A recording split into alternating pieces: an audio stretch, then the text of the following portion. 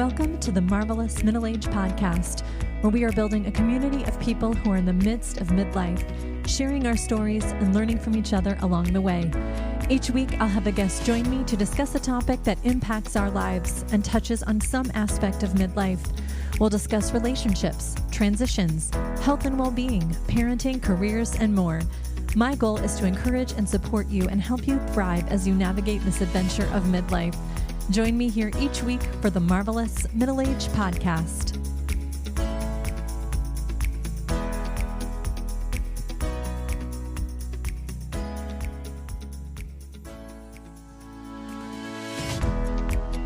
This week on the Marvelous Middle Age Podcast, I'm speaking with Jai Westgard.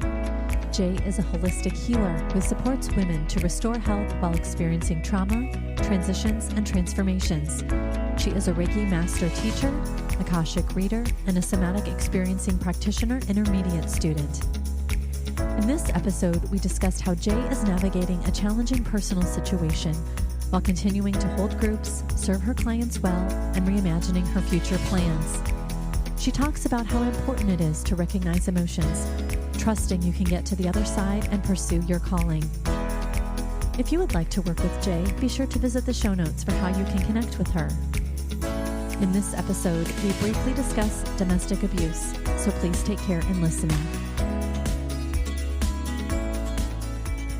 Jai Westgard, welcome to the Marvelous Middle Age Podcast. Thank you. I'm so excited to be here with you today. I am excited for you to be here too. We have met over Zoom, so we had a virtual meet and greet, but we are in person together today, which I'm so glad we are together. That's Yay. Awesome. I think there's just something powerful about being in person, face to face. It's really nice. So thank you. Thank you for making the drive. I appreciate it. Before we get into your story, I would love for you to introduce yourself. Just share briefly about who you are, your family, and what you do. All right. Well, I'm Jai Westgard, and I am the proud mama of 3 kids. I have a daughter who's 20, a son who's 17, about both to leave the nest. And I have a 11-year-old daughter as well. Awesome. And that is my main goal in life, is to be the best mama I can and support those kiddos. I love them to pieces. But I'm also a holistic practitioner, and I practice a number of different tools, but I utilize the akashic records and read your soul information in that way. And then I also practice energy medicine. I'm a Reiki master teacher, matrix energetics practitioner, been studying that for a number of years. And then my latest and greatest skill set that I'm learning is somatic experiencing. So I've been practicing that for 2 years now, and will complete my training as of 2025 in August. Awesome. Can you explain a little more about what that is? When we talked over Zoom, you shared with me a little bit about somatics, but can you explain that? Because I don't know that everyone will know what that means. Sure. Somatic experiencing was created by Peter Levine, who wrote one of the first ever published books on trauma resolution in 92. So just starting to talk about trauma in the mainstream in the 90s. And he really focuses on how the body and the nervous system in particular restores itself after trauma. And so what his goal is to remind that people are actually designed to resolve through trauma. We thrive in stressful situations to create new and exciting and blissful experiences.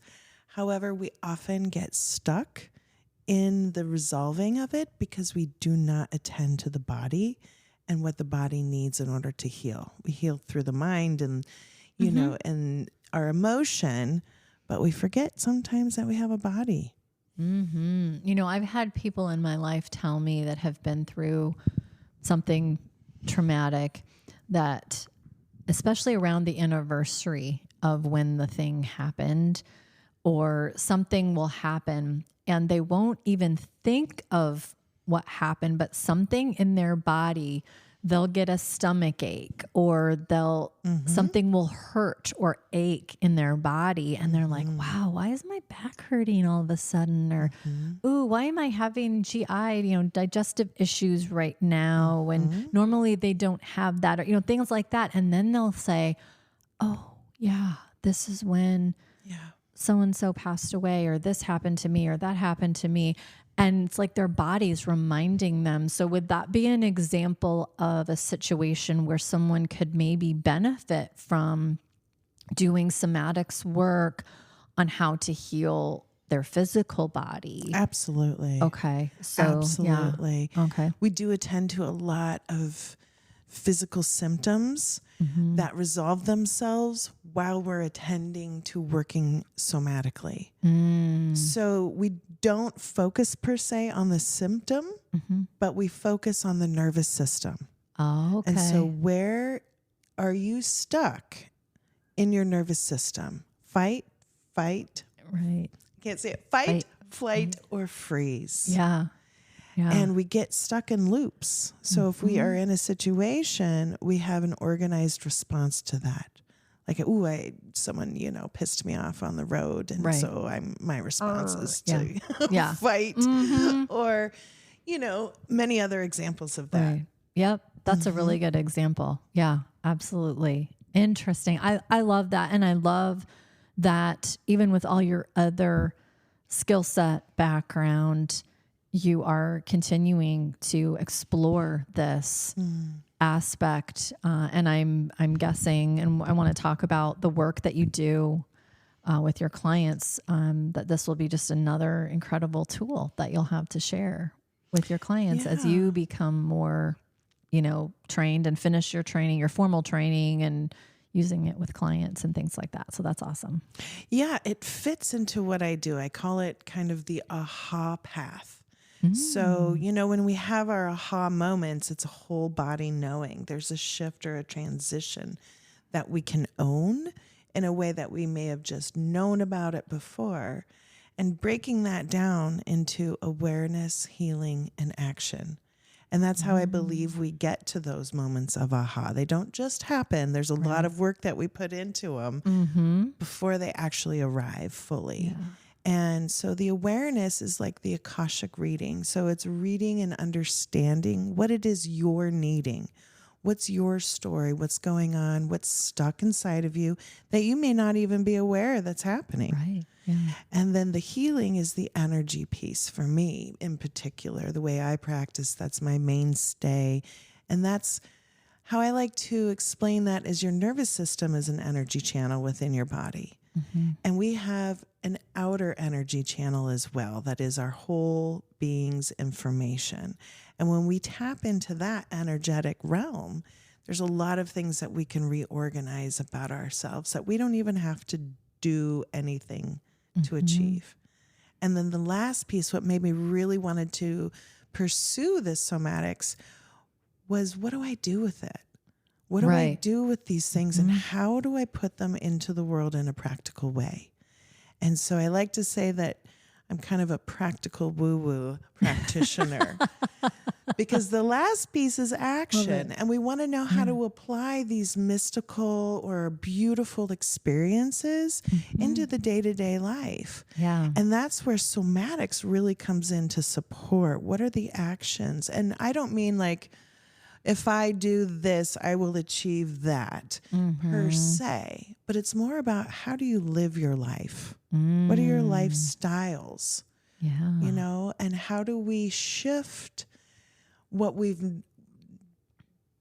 received in the knowing field, and how do we implement it in the doing realm? And that's where somatics really plays a big part, because it is so much about our nervous system that it's something that we can really understand what's happening when we're in a stress response. And then how do we apply and work through that response so that it doesn't stay stuck in us? Right. And I think that explanation is really helpful, because I think a lot of people hear about, whether it's Reiki or other forms of energy healing or other types of healing, that they you said the woo-woo part. They think, ooh, But when you can actually say, yes, we can do those pieces, right? We can do the sessions and do the energy and do all of those pieces. But I also have a way for you to then take that and apply it and put it out there into your life in a way that's going to be helpful for you and for those in your circle. And there is a practical application to all of this that, like you said, the practical woo. I love that. You need to put that on a t-shirt. That's great. That's fantastic. I love it. I have personally had a Reiki session. I was years ago, and I will admit I was someone that was like, I don't know about this. Me too. Come on, but I tell you, when I had that session, I can't explain it. It's still to this day kind of, it's I've never forgotten it. My breathing, first of all, I felt this feeling throughout my body, but then my breathing without me, I didn't do anything differently. My breathing changed. Yeah. Something shifted, and I started taking these breaths, these ins and outs, and this breathing. And it was amazing. I had never felt so relaxed and peaceful. And it was just crazy. So if you're someone out there listening to this going, no, come on. No, it's real. And it really changes things within you. And I can speak to that myself. When my mom was sick, she had Reiki. My sister has a friend who does it, and just really helped her so much through her cancer journey. And I know if anything, just gave her a chance to kind of relax and rest. And I know that, and we had gone over to her house when she was having a session, and she encouraged us to do one too. And that's when I had my experience. But yeah, when she was dying, it was just the most peaceful thing for her. She got to just really forget about all the stuff she was going through and go through that. So again, I would just encourage anyone. We'll include in the show notes how people can work with you. It's just an incredible experience, and I can say that firsthand because it's, just amazing. I love hearing those stories because you're right. It is more of an experiential thing than it is, well, how does this work? Right. We in the West want to know everything. Yeah. And while that's beneficial for a lot of things, we don't leave room for the mystery. And the mystery is what heals us. Right. There's a lot of things that, I am a skeptic psychic.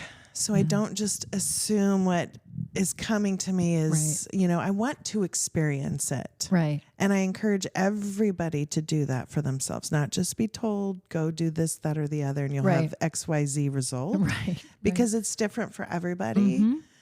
But it absolutely, I was the same way. I went to a Reiki person, and I went to her mostly because I wanted a mediumship reading. So I didn't even go for Reiki. And I really thought, if I'm going to pay this money, I'd rather have someone massage me. Like, what are you doing? Right. This is nothing. I'm just laying. I could have done this at home. Right. I could just lay at my house. I could lay in bed. Right.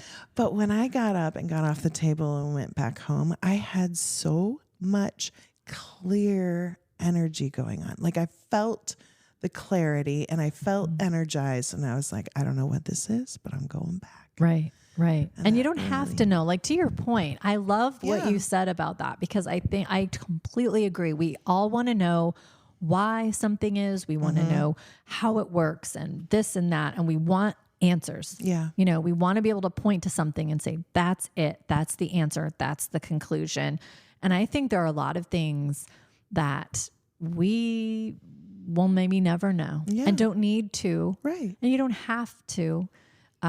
And I always tell people I'm a person of faith, and I'll say there are just a lot of things we will not ever know or understand on this side of heaven. We just won't. Exactly. We just won't. We're not meant to. We're not meant to. And the sooner you can start to become okay with that, the better off. And again, everybody struggles with that in their own way. But I think, there's a lot of things that aren't explainable in this world, in this thing. And we may never know why. Well, and it's just like there's different laws for different spaces.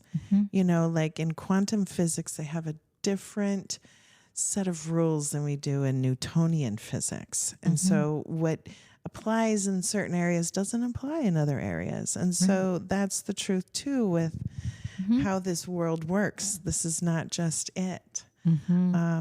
There's other forces at play, other things happening.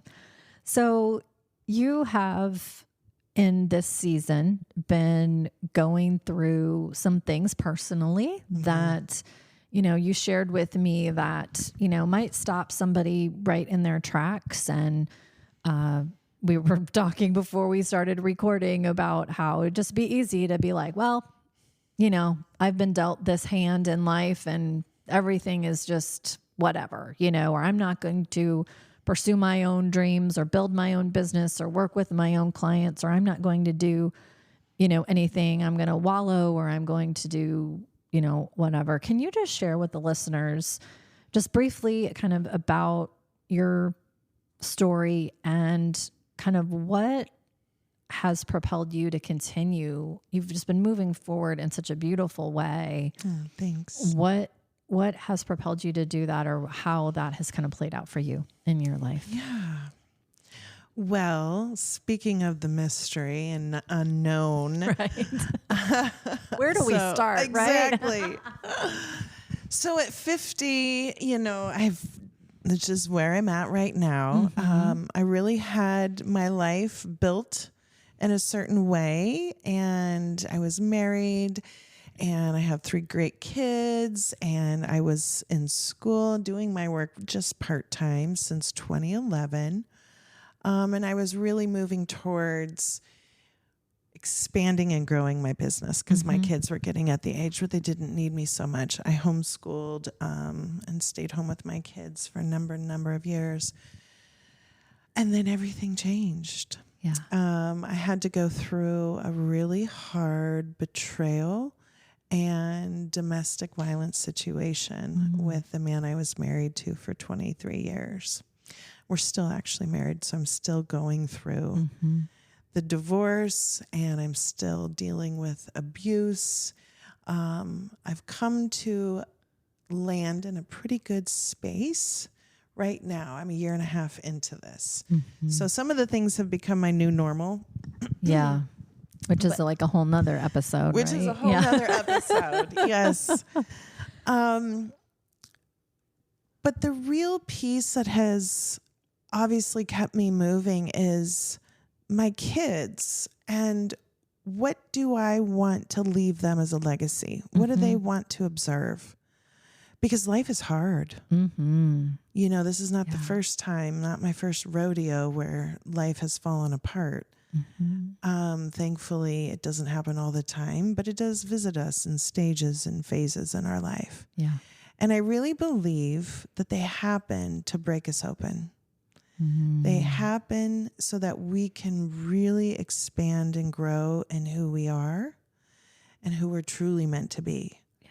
So I do feel like this was blown open because I wanted more space in my life to attend to my real purpose, which is helping others. First, my kids, right, and then my clients. And that has been my dream for a number of years. And I don't feel like giving up that dream would make my life any easier. Right. It would actually make it harder because I don't have anything that would drag my ass out of bed in the morning. That's right. Right. This is like, I need to and want to serve my clients well. I want to support my children. I want to build this dream that I have. And you know that you have these gifts that you've been given to do that. And I've been honing those skills for years and years and years. And I do feel, what would the word be? Kind of indignation of like, well, you've taken so much from me. Right. You've taken my money, left me financially penniless. Mm-hmm. You've threatened to take my home. I was homeless for part of the year. And you took my family, the dream that I had of grandchildren and doing these things together as a family. Yeah. And it took time to realize, but you can't take my dream of what I want to give to the world. You can't take that away from me.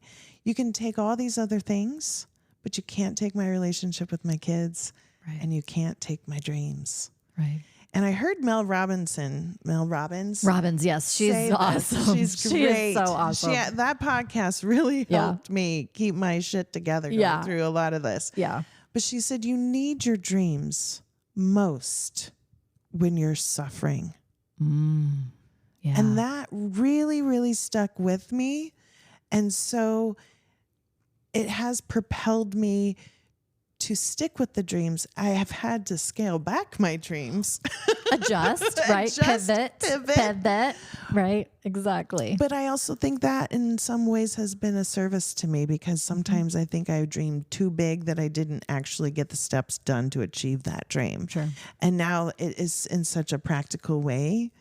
My life is organized that it's forced me to really take bite-sized pieces and keep going slow and steady. It's taught me, that nothing, obviously this is so cliche, but it's so true. We can't expect tomorrow to be what we have today. And so what makes me fulfilled today? Serving this world to restore us from trauma. I've suffered through trauma in my own childhood and in my early 30s. And now again, and it's just unnecessary to stay stuck in it. There is a lot of research out there about post-traumatic growth. So we hear about post-traumatic stress disorder. Well, really, 5% of the population, in order to get a disorder, it's only 5% of the population that need to present in a certain way. So it's only 5% of us that get stuck with PTSD. And we throw that word around all the time now, like, oh, I was in traffic. You hear it really mentioned casually, and it's really not. Yeah. It's really not. Yeah. But what is more approachable and more practical for us is post-traumatic growth. So after you do something hard that causes you stress and you succeed, you feel better about yourself. You feel expanded, and you even have a greater sense of bliss, of gratitude, of connection. And so that's the truth of what trauma can do to our system. And so to help put that into the hands of people and really be able to access, like Peter Levine says, trauma is a fact of life, but it doesn't have to be a life sentence. Wow. Yeah. Wow, that hits. That's a word right there. And that's what I want for my life. And we teach what we want to learn. We do what we want to be. Right. You want to share that message with others because you have found it in the past and are finding it now to be so important in your own healing, in your own growth. Something that you said really resonated with me. And I think we don't give ourselves permission to do this when we have a goal or a vision or something we want to accomplish or do or whatever that may be. Sometimes we do need to take a step back. Now, of course, we don't all want to have to go through something really difficult, right, to get there. But that being said, I don't think we give ourselves permission often enough to take a step back, maybe to press pause, to reimagine a goal, a vision, a dream. It doesn't have to happen in a linear fashion. It can be zigging and zagging and up and down and all around. It can happen in different ways, in different times, in different spaces. So we just don't let ourselves do that. And when you were talking about how this recent situation has kind of had you were on kind of a course and then, oh, wow, okay, this is happening. You you actually are finding it beneficial that you were kind of forced in a sense to take a step back and be like, oh, I want to do this, but I need to maybe go about it in a little different way, or I need to, maybe press pause over here so I can continue over here and whatever. Right. So I love that you said that, because I think we don't give ourselves and others permission to do that enough, honestly. And it can be so freeing and helpful if we just let ourselves do that.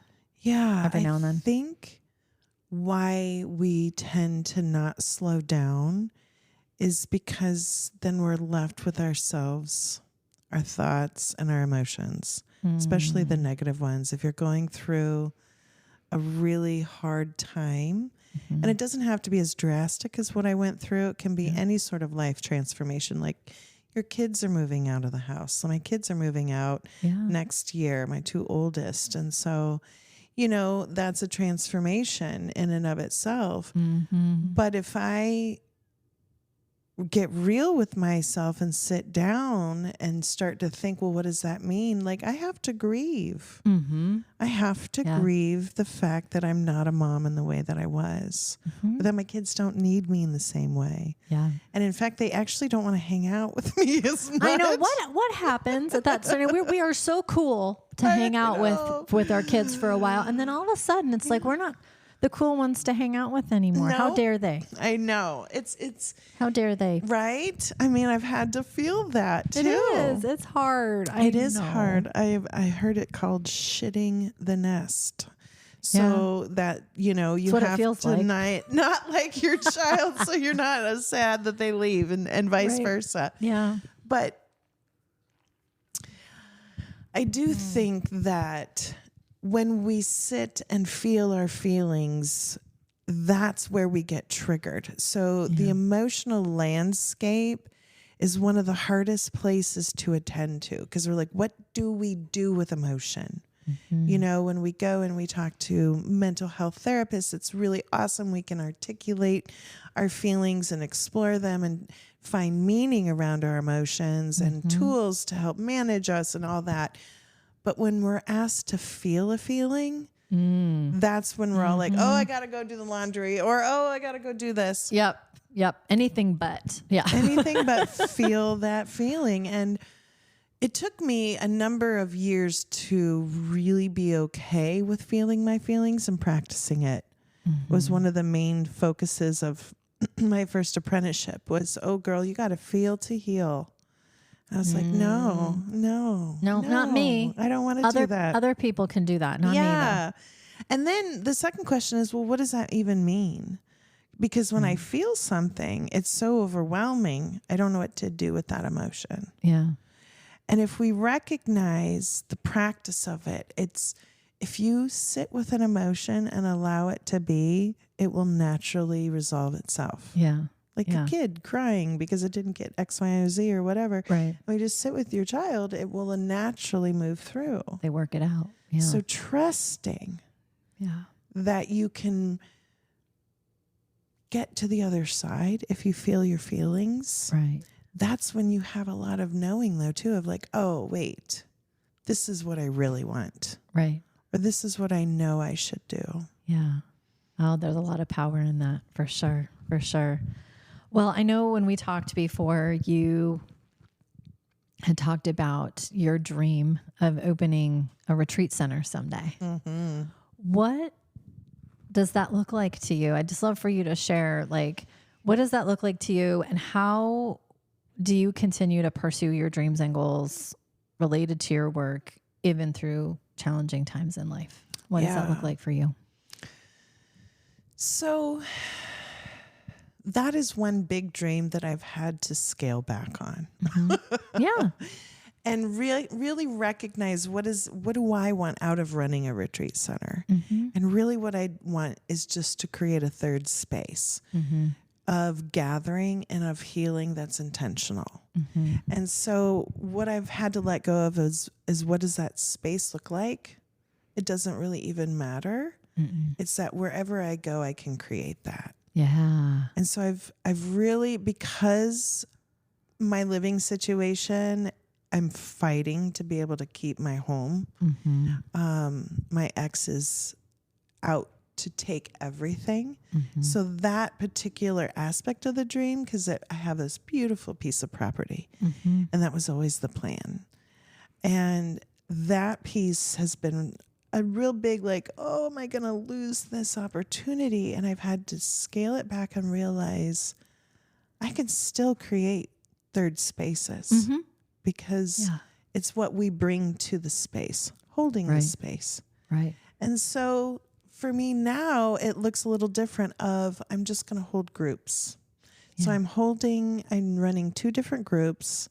One is called Wound Walking Ceremony, and that's more for releasing and working through our emotional and mental aspects of healing what we're going through. And then the other group is somatic growth.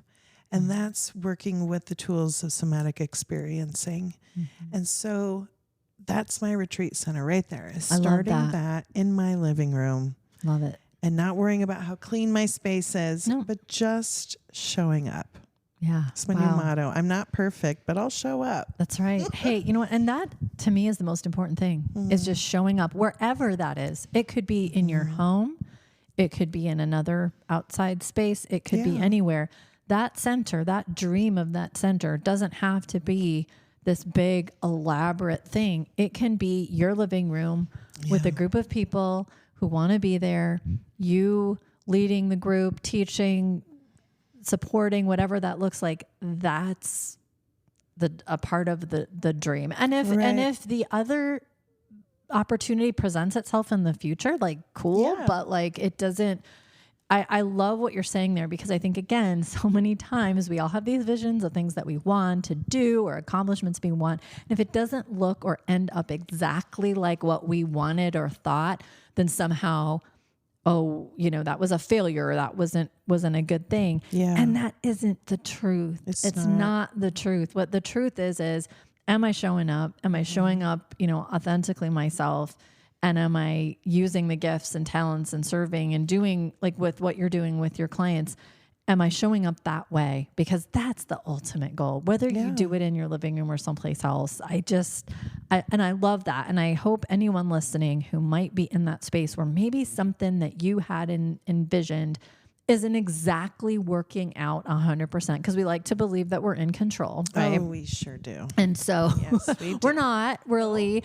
And so, but it's probably showing up some other way for you. And it's, if you are acknowledging it and showing up and being present, I think that you'll find that probably more often than not, it is working out for you. It just may not exactly be the way that you envisioned it to. Absolutely. And that's such a great, there's something just really great about that. So I agree. Well, we make plans and God laughs. Exactly. Yep. Yeah. I think a lot of people struggle with that, frankly, the control issue of like, I am going to run the show here. And it's just not, it doesn't serve us well. It doesn't. And I think you're totally right. And that's one of the biggest lessons that I've had to embrace in particular. I've learned it in many other times in my life, but now is really, really embracing it and using it in every day, every moment. Surrender. I really trust the universe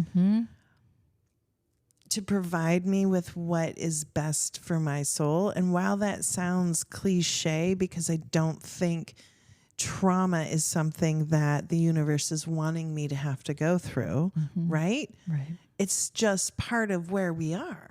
Yeah. It is part of the experience that we are submerged in, this world called life that we traverse every day. And so really understanding, yes, I wanted to be married. I wanted to have that family. I would have stayed, even subjecting myself to what I was subjecting myself to. Yeah. And that's what the universe was not going to have me do anymore.